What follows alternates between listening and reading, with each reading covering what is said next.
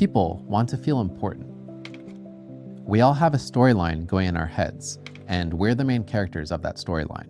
We want the world to at least some extent reflect that. That means that down inside, we're not just machines that want material things. We don't just want food, drinks, houses, or cars. We also have other cravings. We want to be recognized, respected, and even loved. It's a basic principle of human nature that's been reiterated countless times, but was perhaps best captured by Dale Carnegie in 1936, who argued that if you want to win friends and influence people, you have to pay people respect, you have to pay attention to them, and you have to make them feel important. But what does this have to do with identity politics? Identity politics, as we understand the term now, emerged, and you could say became possible, once we started structuring societies around that principle, the principle of the importance of individual people. And the United States of America is the prominent society on the planet structured around that principle. So there's a lot to unpack here.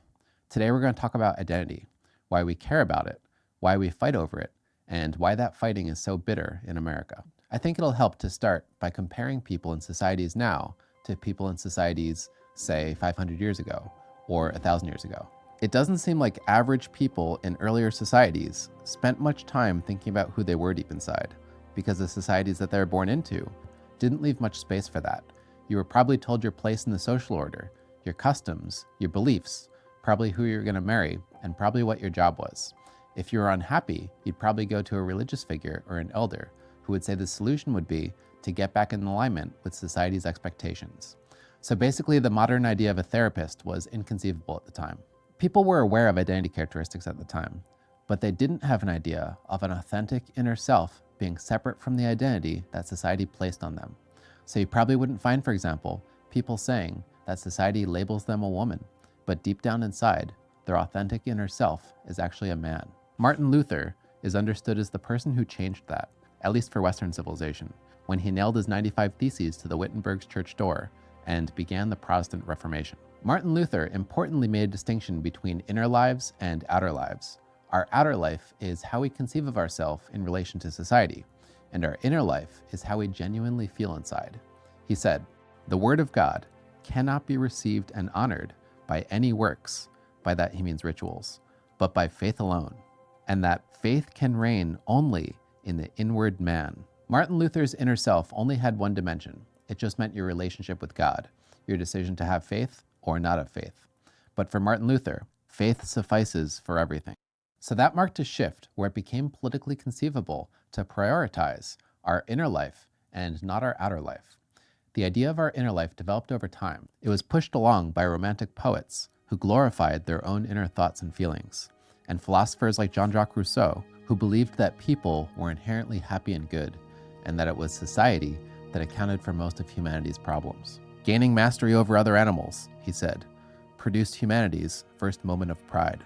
Gaining mastery over arts and sciences corrupts humanity's souls. Man is born free, he said, and everywhere he is in chains. As the idea of the inner self developed, the idea also spread that society wasn't adequately recognizing the value of individuals and their inner selves. Corresponding with these ideas was the rise of the political philosophy liberalism, which argued that the purpose of government was to protect the individuals living under it. If you asked which individuals, liberals would answer, all of them. That was notably brought along by John Locke, who argued that the purpose of government was to protect the life, liberty, and property of its citizens. It was becoming possible to say that society should be structured around the needs of individuals, rather than saying individuals should be expected to conform to society. And with that, our institutions changed. Out went societies that were structured to recognize the inherent superior value of an elite few, namely monarchies, and in came democracies, which at least in theory are structured to recognize the inherent equal value of everyone. The United States of America was the first society that took this step to base itself on those principles.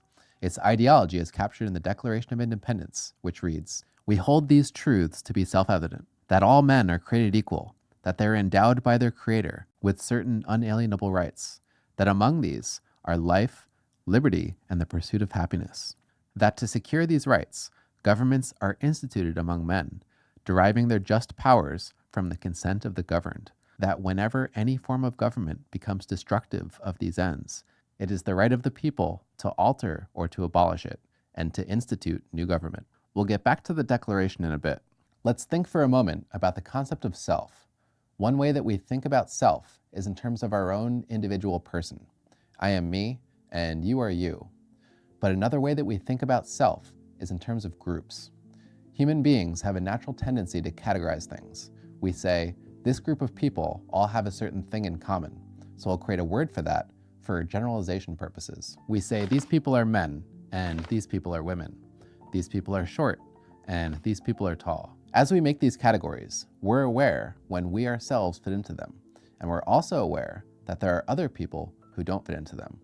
So there's a relative aspect to these categories. For example, we understand the concept of being short relative to other people who are not short. Human beings also have a natural tendency towards tribalism. We naturally create in-groups and out-groups, people who are part of our group and people who are not part of our group. We don't have to make groups based on the classic identity categories. We can make groups based on other lines. If you assign 2 colors of shirts for kids to wear, for example, kids wearing the same color shirt will treat each other preferentially. Kids will show that bias, even without prompting from adults. It's also the basic psychological driver behind the popularity of sports. We like having our team, and we like seeing our team beat their team, even if the members of our team change arbitrarily over time. Now, with that in mind, let's go back to the first line I read from the Declaration of Independence. We hold these truths to be self-evident, that all men are created equal. This is a declaration of inherent equality. This is declaring that no one is inherently born with higher value or lower value. It's declaring a certain amount, a baseline level of dignity and respect for everyone in America. But we naturally categorize and we're inherently tribal. That means that the Declaration is basically an ideal that's hard to reconcile with reality. I'm sure you've seen this before, but if you just look at all the faces of American presidents to date, you might notice some similarities in identity traits. So this is a kind of identity politics happening, whether or not the name is invoked. People in one group being tribal and privileging members of its own group. I think from here, we can go right into the heart of the matter. America is what you could call a disharmonic society. The ideals of America and the reality of America are in conflict. When you're born and raised in America, you're told those ideals. But when you get to a certain age, or you do a certain amount of thinking, or you have a certain amount of experiences, you might realize that in some ways, those ideals aren't being met. So what do? A major solution, historically, has been to try to craft a universal melting pot ideal that encourages Americans to overcome their group differences, to come together and form a singular American identity. Woodrow Wilson delivered perhaps the most famous statement to that effect when he was speaking to an audience of recently naturalized citizens in Philadelphia after the sinking of the Lusitania. He said, "You cannot become thorough Americans if you think of yourself in groups. America does not consist of groups.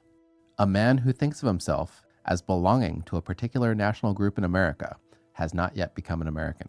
But the problem is, despite that ideal, we still have group-based behavior and group-based politics in America today. And that was even more true back in Wilson's time.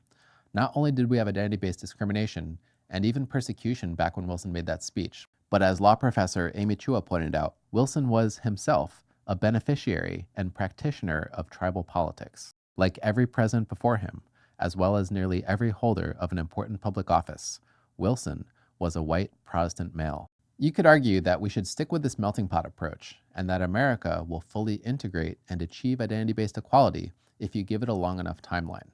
So that might be theoretically possible, and I'm not here to talk you out of that.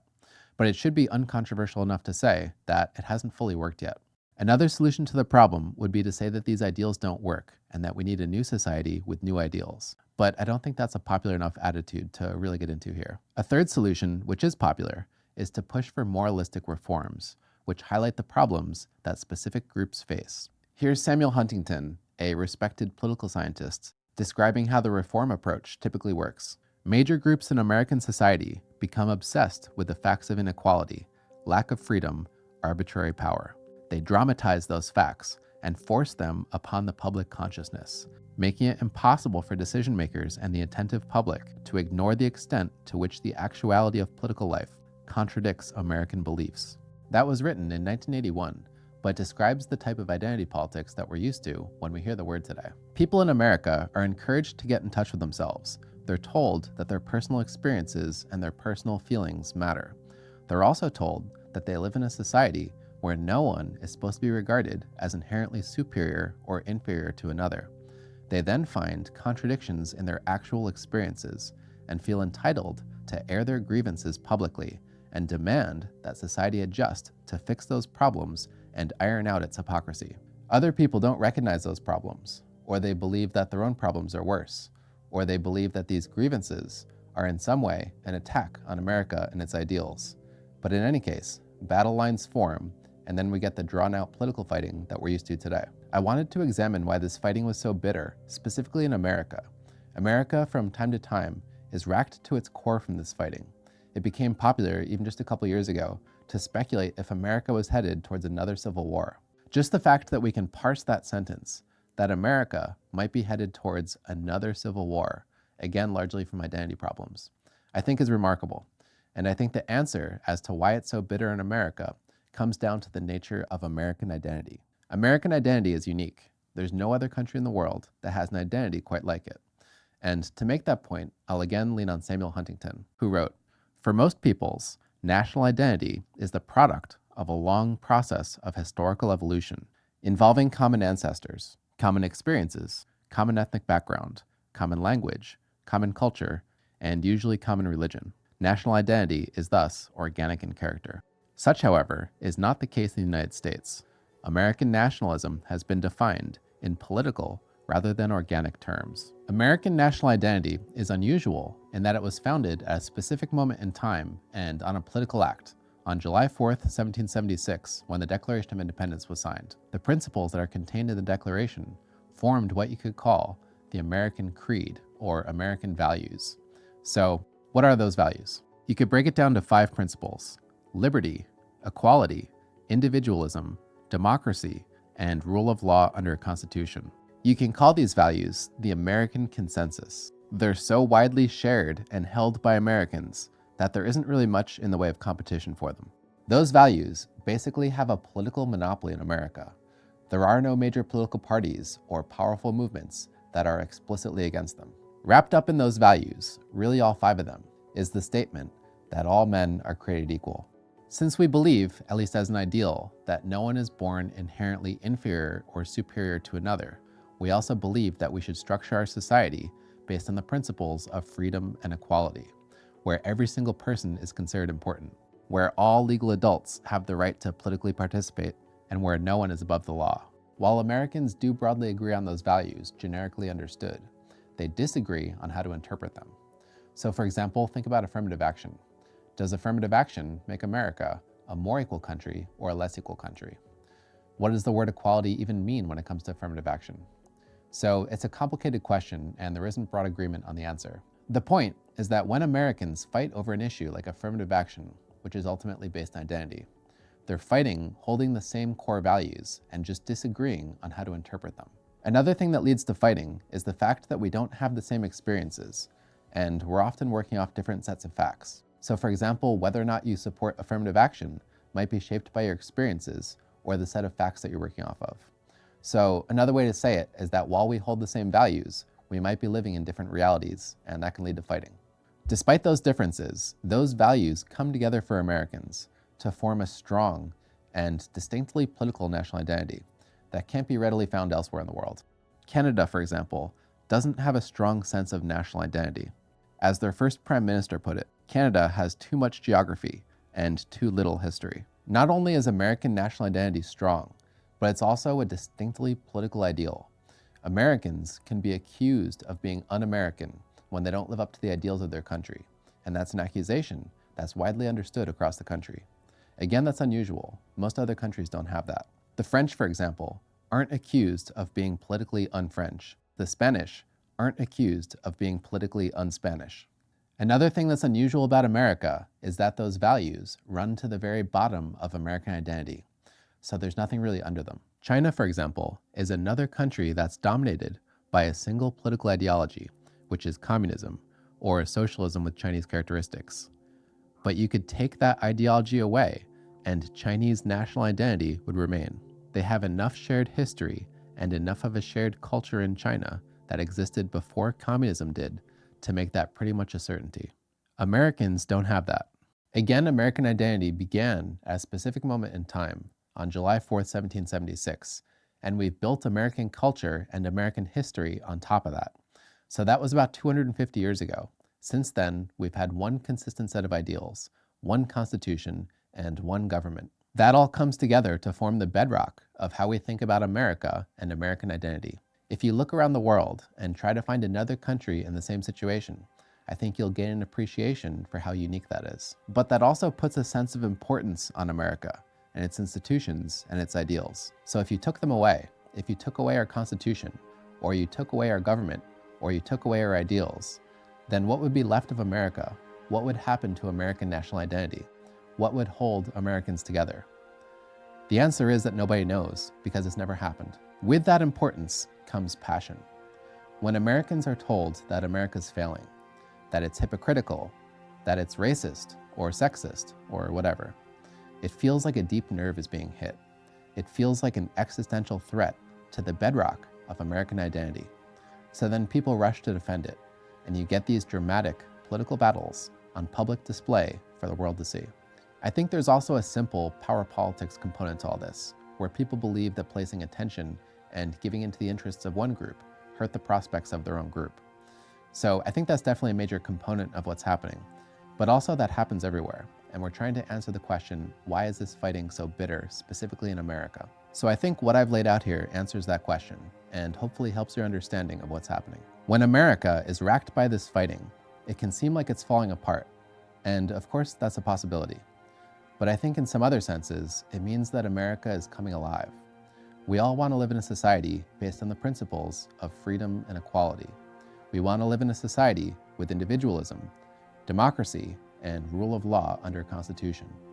We all want to live in a society where all are indeed created equal. What we disagree on is what exactly those words mean and whether or not they've been attained. In short, the values that unite us also divide us. Thanks for watching. Goodbye.